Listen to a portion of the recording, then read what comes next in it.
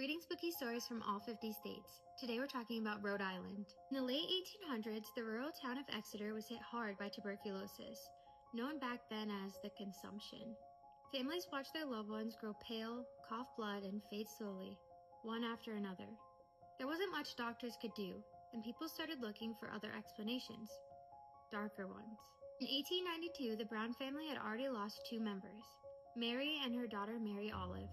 When their youngest daughter Mercy Brown fell ill, her brother Edwin also grew weak. Neighbors whispered that something unnatural was happening, that one of the dead was feeding on the living. When Mercy died that winter, villagers convinced her father to open family graves.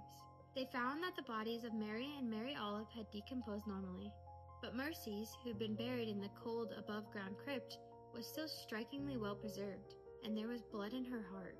Convinced she was a vampire, the townspeople cut out her heart and burned it on a nearby rock. They mixed the ashes into the tonic for Edwin to drink, believing it could cure him. He died 2 months later.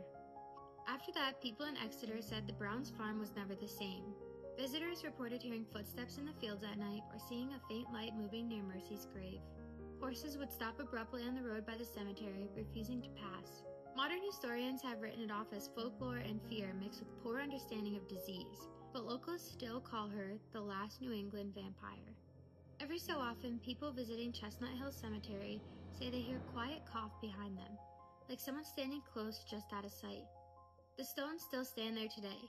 People leave flowers, coins, and even small vials of blood-red liquid.